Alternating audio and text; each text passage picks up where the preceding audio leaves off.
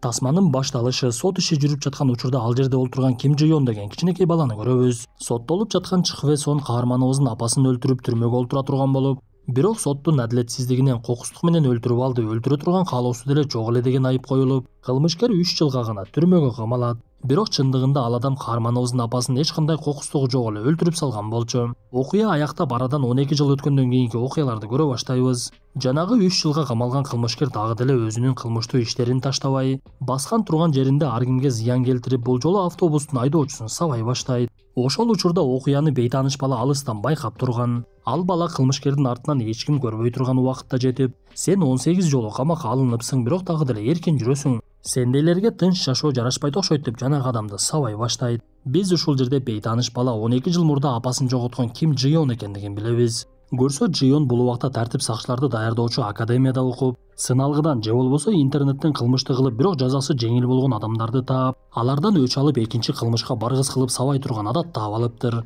Ошондуктан каарманыбыз күндүзү кадимкидей эле окуусун окуп, достору менен биргеликте убакыт өткөрүп, кечинде такыр эле башка адамга айланып өч алгыч деген атка коно баштайт. Анткени сыналгыдагы кабарчылардын бири Ми деген аял каарманыбыздын иши тууралуу изилдеп, акыркы күндөрү кылмышкердин үстүнөн жазалоочу адамдын пайда болгондугу тууралуу маалыматтарды чыгара баштаган эле.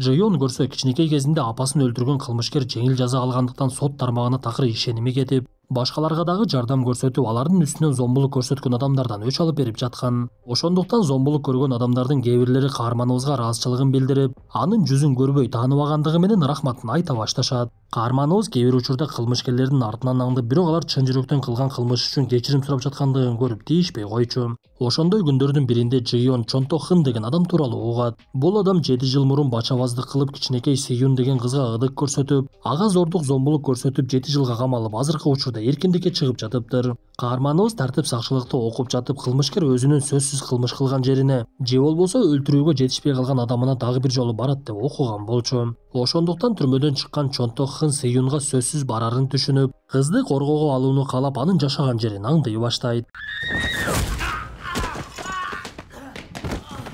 Айткандай эле Зөкүр түрмөдөн чыгып эле Сүйүндү өлтүрүүгө аракет кыла баштап, ал жерге келип калган каарманыбыз маселени өз колуна алып, Чонто Хынды жазалап, анын колун сындырып, бети башын канжалатып, "Сен мындан дагы коркунучтуу жазага ылайыксың" деп таанылгыс кылып сабап салат. Бул убакта өч алгыч тууралуу кабар чогултуп жүргөн Ми дароо эле окуя болгон жерге шашылып, унаасын катуу айдап бара жатып жөө өтмөктөн адамды сүзүп кетейин деди. Көрсө өтүп бара жаткан адам каарманыбыз Джи-он экен. Ал тартип сакчылар менен кабарчылар келгичеңде эле маселени чечип, анын энесин таанытып, дубалга каны менен "Салам достор, байланышта Санчо-бек каналы" деп жазып коюптур.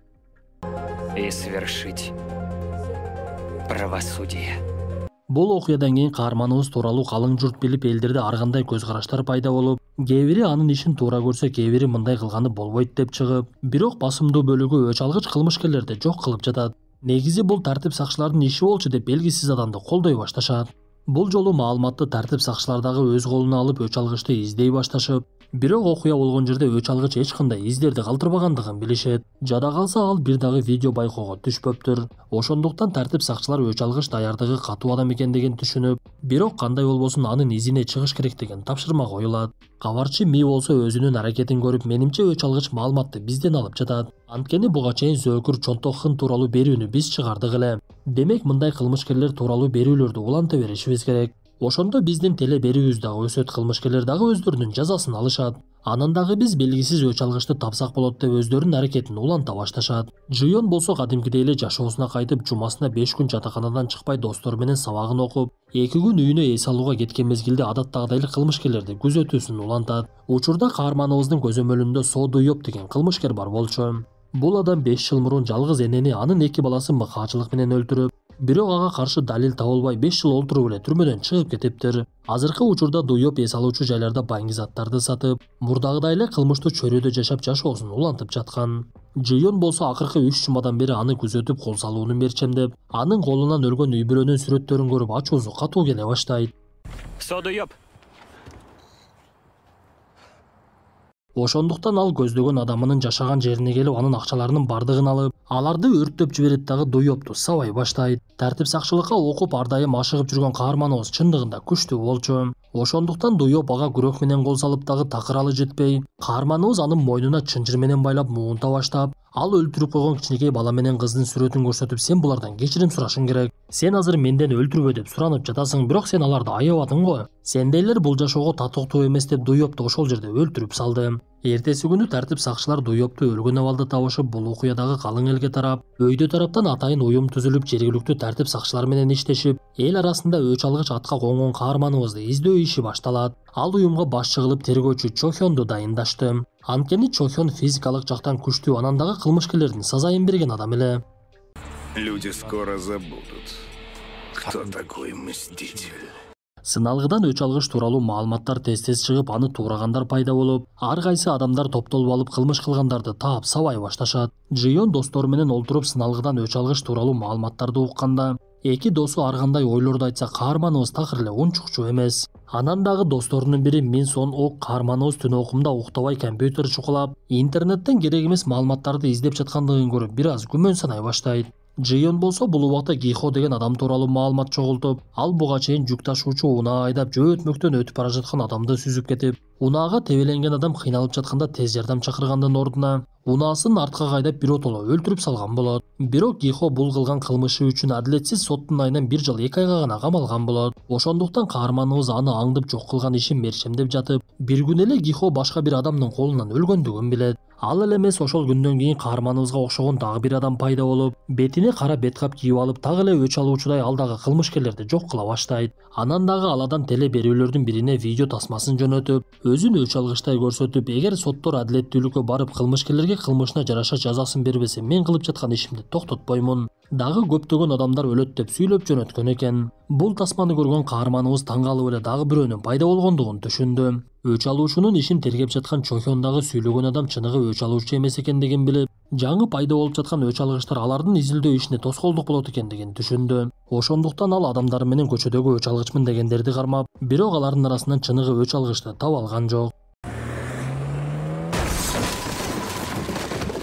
Күндөрдүн биринде Чан деген адам өзүнүн BMW унаасы менен келе жатып, алдынан араба сүйрөп келе жаткан кемпирди көрүп ал жерден өтө албай, кемпир аябай улгайып калгандыктан жакшы баса албай жатса, унаасы менен келип эле сүзүп салат. Алган жаракатынан жанагы кемпир ошол жерде көз жумуп, ал жерге тартип сакчылар дагы келишип, бирок кылмышты кылган Чан өзүнүн күнөөнү алыш үчүн ооруканага жатып алат. Көп өтпөй эле бул маалымат каарманыбыз Джионга жетти. Көрсө Джион буга чейин каза болгон кемпирди жанынан таанып, анын жумуштарына жардам берип койчу экен. Ошондуктан жини катуу келип, ооруканада жаткан кылмышкерге барып, аны катуу коркутуп, сен сотко барасың дагы өзүңдүн күнөөңдүн бардыгын мойнуңа аласың. Бардык кылган ишиңди мойнуңа аласың, болбосо мен дагы бир жолу келип сени өлтүрүп саламын. Мени түшүндүң деген ойдомун деп тартип сакчылар келишчиңде ал жерден жылт коюп кетет. Бирок кызыгы каарманыбыз кеткенден кийин ал жерде жанагы беткап кийген адам пайда болуп, Чандын башына сойыл менен чаап, терезеден ыргытып жиберет. Оорукананын короосунан кете элек каарманыбыз бул абалды көрүп, жанагы беткапчан адамдын түшүп келе жаткандыгын байкап, ал тез жардам унаасына олтуруп, эч кимге байкатпай эле качып бара жаткан мезгилде каарманыбыз чуркап барып анын унаасына чыгып алат. Рад знакомству, Чион. Беткапчан адам каарманыбыздын атын дагы билип, ал тууралуу маалыматты буга чейин эле чогултуп койгон экен. Ал Джиондун атын айтып, мен сенин фанатыңмын деп, анан дагы өзүнүн сунушун жеткирип айта баштайт. Сен буга чейин эч кимге кармалбагандыгыңдын себеби мен сенин артыңда тазалап жүрөмүн. Анткени мага сенин жасап жаткан ишиң жагат, ошондуктан чогуу иштешели. Элестет, экөөбүз болсок эмне деген кылмышкерлерди жок кылабыз. Сунушума көн десе каарманыбыз жини келип эле аны менен мушташа баштайт. Бирок беткапчан адам дагы жөнөкөй эмес экен. Ал каарманыбызга каршылык көрсөтүп, соккуларды өткөрүп, бирок баары бир Джиондон жеңилип, бийиктикте асылып калат. Джион ага кайрылып, экинчи менин артымда жүрбөгүнүң. Мен сенин ким экендигиңди билгим дагы келбейт деп ал жерден кетип калат. Ооруканада жүргөн тергөөчү Чохён өч алгычты кол алдынан чыгарып жибергендигин түшүнүп, буга чейин дарыгер адамдын кийимин кийген адам ошол экендигин түшүнө баштайт. Бирок Чохён ал адамдын жүзүнө жакшылап маани берген эмес эле. Ошондуктан адамдары менен сүйлөшүп, буга чейин өч алгычтын жасаган кылмыштарын изилдешип, ал ар бир ишке өтө даярдык менен барат экен. Анан дагы биздин кадамыбызды билип жаткандай, сыягы өч алгыч өзү тартип сакчылардын бири окшойт деген күмөн жарала баштайт. Врач не нужен? Нет нужды лечить эти славные раны. Мындан соң тасманын жүрүшүндө өтө бай чоң ишкананын жетекчиси Чоган Ок деген адам менен таанышабыз. Анын бети башы жаракат алгандыгына карабай маанайы беш болчу. Көрсө кечеги күнгү каарманыбыз менен чогуу иштейли деген бет капчан өч алгыч ушул экен. Ал бул жолу кабарчы Миге келип, ал ооруканада болгон окуянын учурларын тартып алгандыгын билип, ага кайрылып, менимче сиз деле өч алгычтын ишин колдойсуз. Анткени ага теле берүүдө өч алгыч деген атты сиз койдуңуз го. Менимче анын ким экендиги элге билинбей эле койгону жакшы. Ошондуктан бул кадрлар сыр боюнча эле калсын деп флешканы алып кетип калат. Жион болсо бетиндеги көк аланы мугалимине түшүндүрө албай ар кайсы калыптарды айтып, машыгып жатып ушундай болду десе, мугалим Ли көп деле ишенген жок. Анткени мугалим Ли жаштайынан кылмышкерлерди изилдеген окумуштуу болгондуктан адам калп айтып жатканда дароо эле сезип койчу. Анан дагы бул мугалим Ли тергөөчү Чохёндун катарына кошулуп, өч алгычты издеп жаткан уюмдун мүчөсү болуптур. Ошондуктан Чохён бир күнү Лиге жолукканы келип, каарманыбыз достору менен анын алдынан чыгып калып, Чохён каарманыбызды көргөндөй боло түшөт. Бирок тергөөчү Жионду так эстей албай андан күмөн санай баштады. Тергөөчүнү көргөндөн кийин Жион чындап эле ага жардам керек экендигин түшүнүп, буга чейинки бет капчан адам керек болсо мага коңгуроо кыл деп кат жазгандыктан, макул анда экөөбүз жолугалы деп жооп жазат. Каарманыбыздын жообун көргөн Чоганук аябай эле кубанды. Биздикилер Чогануктай байыганда кылмышкерлерге башын деле оорутпай, акчасынын бардыгын шайлоого кетирип депутаттыкка коймок. Нам пора объединить силы. Чоганук тескерисинче каарманыбызга жардам көрсөтүп, кылмышкерлерди жок кылууну чечиптир. Бул убакта кабарчы Ми өтө бай, кылмыштуу чөйрөгө тиешеси бар Ким Санду деген адамды изилдеп жаткан. Ал кесиптештеринин бири менен Ким Сандунун кампасын таап, ал жерде мыйзамсыз майнинг иштелип жаткандыгын көрөт. Сыягы бизде жарык ушул майнинг ферманын айынан өчүп жаткан окшойт. Бир мезгилде эле ал жерге күзөтчүлөрдүн бири келип Минин кесиптешин өлтүрүп салып, Ми ал жерден качып кеткенге жетишип тартип сакчыларды ээрчитип келди. Кызыгы тартип сакчылар келсе буга чейинки кампада эчтеке кылбай калыптыр. Бирок кабарчы Ми буга чейинки учурду тасмага түшүрүп алгандыктан теле берүү чыгарып буга чейин адам өлтүрүүгө шектелип, бирок акталып чыккан Ким Сандунун айыптарын ача баштайт. Бул жолку кабарчынын сыналгыга чыгарган маалыматтары эл арасында өтө чоң ызы чууну жаратты. Анткени Ким Санду бардыгына таанымал таасирдүү адам экен. Сыналгыдан бул маалыматты көргөн каарманыбыз Жион дагы өзүнүн аракетин баштап, буга чейинки сөз болуп жаткан Ким Санду тууралуу изилдей баштады. Жион Ким Сандуга тиешелүү адамдардын бирин таап, ал кыздарга зомбулук көрсөткөн зөөкүр экендигин билип, анын китепкананын астында жашырылган кеңсесине кирип дароо жок кылат. Мындан соң каарманыбыз кылмышкердин каны менен буга чейинкидей жазуу калтырып, ал жерден чыгып бара жаткан мезгилде артынан тергөөчү Чохён келет. Көрсө тергөөчү каарманыбыздан күмөн санап анын артынан аңдый баштаган экен. Бул жолу анын күмөнү ачыкталып, каарманыбыз өч алгыч экендиги билинип, экөөнүн ортосунда мушташ башталып, тергөөчү бир топ эле күчтүү экендигин билебиз. Анткени Жион канчалык каршылык көрсөтпөсүн тергөөчү бир деле соккусун кенебей. Тескерисинче каарманыбызды ары чапкылап, бери чапкылап, бети башын канжалатат. Андан соң тергөөчү каарманыбызды өлтүрүүгө киришти. Сдохни. Это единственное правильное решение. Бирок каарманыбыз тергөөчүнүн колунан чыгып, азыр канчалаган кылмышкерлер эркиндикте жүрүшөт. Аларды сен мактаган мыйзам эч качан түрмөгө камабайт, анткени алардын таасири күчтүү. Анан дагы акчасы бар. Мен бул ишти жыргагандыгымдан жасаганым жок. Бир мезгилде өзүм дагы так эле кылмышкердин колунан кордук көрүп, сот дагы апамды өлтүргөн кылмышкерге адилеттүү жаза берген эмес. Эгер сен ойлогондой чындап эле адилеттүүлүк бар болгон болсо, Ким Сандунун күнөөлөрүн ким биринчи ачат экендигин көрөбүз деп ал жерден качып кеткенге жетишет. Көрсө каарманыбызга Чоганук жардам берип, аны ооруканага жеткириптир. Бул убакта буга чейин Ким Санду тууралуу маалымат чыгарган кабарчы Мини иштен айдап жиберип, аны билген Чоганук кабарчы Миге жаңы студия ачып берет. Анткени өч алгычтар Ким Санду тууралуу маалыматтарды чогултуп, кабарчы аркылуу элге жеткирип турууну каалашкан. Ошондуктан Жион жаракаты айыккандан кийин дароо эле ишке киришип, Чоганук келсе анын бет кабын чечтирип, бул олуттуу нерсеге оюндай карабагының, мындан кийин бет кабы жок жүргүнүң деген буйругун берди. Көрсө каарманыбыз шаардагы чиркөөлөрдүн бирине жөнөптүр.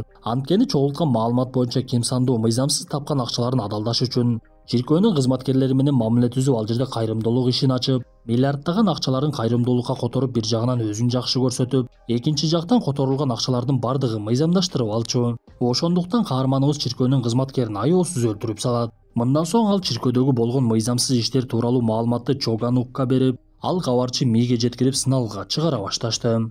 Паразит. Ошол окуядан кийин эле тергөөчү Чохёнго бейтаныш адамдар кол сала баштагандыгын көрөбүз. Бирок алар тергөөчүгө эмне үчүн кол салып, ким өлтүр деп буйрук бергендиги белгисиз болуп, Экөө эки тараптан Чохёнду өлтүрүүгө аракет кылып, бирок такыр эле алдары жетпеди. Бирок көп өтпөй эле келгендер күчтүүлүк кылып бычагын колдонуп, Чохёндун буту колун кескилеп акыры ичине дагы сайып алат. Анда ал кеткен тергөөчү ордунан тура албай олтуруп калып, кылмышкерлер аны өлтүрүүгө даярданып жаткан мезгилде ал жерде өч алгыч пайда болду. Ошол замат эле ал жерге тартип сакчылардын келе жаткандыгы билинип, жанагы келген кылмышкерлер качып кетип калышат. Каарманыбыз тергөөчүнү ооруканага жеткирип, ал аман эсен калып, окуядан кийин Чохёнду өлтүрүүгө келгендерди Ким Сандуу жөнөткөндүгү билинет. Көрсө тергөөчү дагы Ким Сандуунун ишин териштире баштаган экен. Что у вас тут происходит? Чохён болсо баштаган ишин токтотпой Ким Сандуунун ар кайсы мыйзамсыз кеңселерин жок кылып, анын кээ бир акчаларын алып өзү чоңойгон балдар үйүнө таштап кетчү. Анан дагы ал кабарчы Миге маалыматтарды берип, Ким Сандуунун жүзү ачыла баштап, Ким Сандуу бир күнү Джехёп деген адамга жолукканы келет. Джехёп бир мезгилде өзү тартип сакчылардын башчысы болуп иштеп, азыр эмгек көргөсүндө жүргөн болчу. Көрсө ал кылмыштуу ишкерлик менен алектенген Ким Сандуу менен биргелешип иштеп, өзүнүн мансабынан пайдаланып көптөгөн кылмыш иштерди жасаптыр. Бул окуядан кийин буга чейин Чохёнго кол салган адамдар келип, каарманыбыз чоңойгон балдар үйүндөгү мугалимди өлтүрүп салышат. Алар дубалга өч алгыч, биз сенин артыңдан бара жатабыз деген сөзүн жазып кетишип, бул маалыматты каарманыбыз сыналгыдан көрөт. Муну көргөн Жион катуу жини келип, анын артынан аңчылык башталгандыгын түшүнүп, биринчи эле Чоган Укка коңгуроо кылып, кабарчы Мини абайлаш керек. Алар бизге жетиш үчүн ага дагы кол салышы мүмкүн. Ошондуктан аны жакшылап күзөткүнүң десе Чоган Ук макулдугун берип, мындан көп өтпөй эле айткандай Ким Сандуунун адамдары кабарчынын кеңсесине келишет. Шевелись! Окуя болуп жаткан жерге Чоган Ук жетип келип, ал жердегилердин бардыгын сабап, колго түшкөн кабарчыны бошотуп, кылмышкерлерден аман эсен куткарып калды. Бирок баары бир бул окуядан кийин кабарчы Ми үйүнө кеткен учурда үйдүн жарыгын өчүрүп, Ким Сандуунун адамдары уурдап кетишет. Ал эле эмес, сыналгыдагы маалыматтар боюнча Ким Сандуунун ишин изилдеп жаткан Намён Гил деген тергөөчүнү өлтүрүп кетишип, кырсык боюнча маалымат бул убакта өзүнө келе баштаган Чохёнго жетет. Анда Чохён буга чейинки өч алгычтын айткан сөздөрүнүн бардыгы чын экендигине ынана баштады окшойт. Анткени өлгөн тергөөчү Чохёндун эски таанышы, паракорлукка жол бербей өтө таза иштеген адамдардын бири болчу. Ошондуктан Чохён каарманыбызга жолугуп, анын оюна ынангандыгын түшүндүрөт. Ким Сандуунун адамдары болсо кабарчы Мини кыйнап өч алгычтар тууралуу маалымат бер деп сурашып, бирок кабарчы Ми алар тууралуу чындыгында эч кандай маалымат билбегендиктен айта алган жок. Өч алгычтар болсо бул убакта кабарчынын жоголгондугун билип, аны ким урдагандыгын дароо эле түшүнүшүп, Ким Сандуунун кеңселеринин бирине кирип талкалап, адамдарын уртокмо калышып, адамдарынын бирин Ким Сандууга коңгуроо кылдырып, төмөнкү күнү стадиондо жолугабыз деп жолугушуу уюштурушат. Анда бул нерсе Ким Сандууга аябай эле жакты окшойт. Анткени ал көптөн бери өч алгычтарды өлтүрүүнү каалап жүргөндүктөн, адамдарын өтө көп санда алып барып жолугушуу учурунда максатын ишке ашырууну чечет. Көп өтпөй эле жолугушуу күн келип, ошол күнү стадиондо концерт бар экендиги билинип, концерттин тартиби боюнча адамдардын бардыгы кара кийим кийип келгендиктен каармандарыбыз билинбей эле кирип кетишет. Алар алыстан туруп Ким Сандуу өтө көп адамдар менен келгендигин көрүшүп, анан дагы буга чейин тергөөчү Чохёнго кол салган адамдар кабарчы Мини алып келгендигин билишет. Концерт болуп жаткан жерде адамдардын бардыгы кара кийингендиктен кабарчы Мини оңой эле куткарышып, Ким Сандуунун адамдары менен мушташып жатышып, бирок бир буручка такалып калышты. Анткени келгендердин саны өтө эле көп болчу. Убить их всех!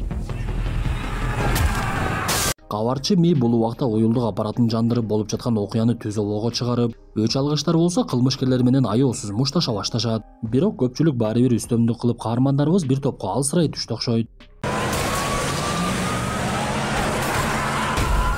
Бир мезгилде эле алар тарапка белгисиз унаа кирип келип, адамдардын бирин сүзүп токтойт. Көрсө болуп жаткан окуяны түз ободон көргөн Чохён ал жерге жетип келиптир. Бирок кылмышкерлер болбой эле ага дагы кол салышып, мушташ катуу уланып, арадан бир топ убакыт өткөндөн кийин мушташ болуп жаткан жерге тартип сакчылары келишти. Аларды көргөн Ким Сандуу адамдары менен качып, өч алгычтар артынан кубалашып, Чоган Ук бара жатып Жион кирип кеткенден кийин эшикти жаап калат, дагы калгандары менен мушташа баштайт.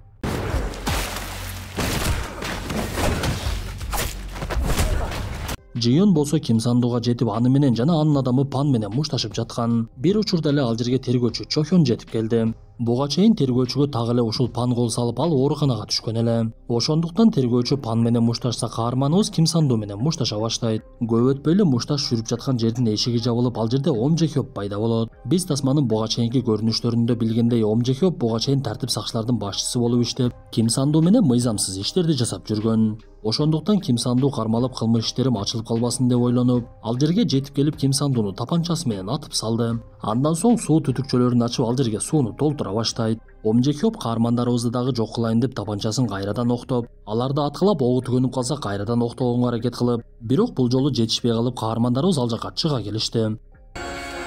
Остановись! Биринчи жеткен Джион аны сабай баштаса тергөөчү дароо токтотуп, бардыгын мыйзамдуу кылып Ом Жи Хёпту сөзсүз каматабыз. Түшүнөм, сен мыйзамдуулукка ишенбейсиң, бирок баары бир мыйзамды сыйлашыбыз керек. Антип ар ким өз билгендей өч ала берсе, бул дүйнөдө тынчтык болбой калат го. Мага ишенип кой, бардыгын мыйзамдуу түрдө кыламын деп жатса, суудан Пан чыгып келет. Ал чыгып эле бычагы менен каармандарыбызга кол сала баштаса, ошол мезгилде Ом Жи Хёп туруп тапанчасы менен кайрадан аткылай баштады. Бул жолу үчөө тең жаракат алышып, буга чейин мыйзамды сүйлөп жаткан жини келген тергөөчү эч кандай мыйзамы жок эле барып Ом Жи Хёптун бетин нан кылып салат. Джион болсо Панга каршылык көрсөтүп өзүнүн бычагы менен өзүн сайды. Ошентип окуя аягынан чыгып тирүү калган кылмышкерлердин бардыгы колго түшүп, биз окуя болгон жерде Джиондун досторунун бири Мин Сонуктун өлгөндүгүн көрөбүз. Көрсө ал дагы окуя болгон жерге Джионго жардам берем деп келип бычак жептир. Окуядан кийин кабарчы Мис сурагын берип чыныгы өч алуучуну жашырыш үчүн каза болгон Мин Сонукту өч алгыч адам болчу деп тартип сакчыларга айтып берет. Бул окуядан кийин көптөгөн укук коргоо тармагында иштеген адамдардын бети ачылып, арадан бир нече күн өтүп Чоган Ук дагы үйүндө ойгонот. Көрсө Чоган Ук дагы катуу жаракаттарды алып, бирок аман калыптыр. Каарманыбыз өч алгыч Джионго дагы ок тийгендиги менен тирүү калып, ага жардам берем деп каза болгон досу Мин Сонуктун мүрзөсүнө келет. Бул убакта каарманыбызды алыстан карап турган тергөөчү менен кабарчы өч алгыч тууралуу сүйлөшүшүп, алардын сүйлөшүүсүнүн өч алуу иш чарасы уланат экендиги билинет. Тасманын аягында каарманыбыз окуусун аяктап тартип сакчы деген наамга ээ болот.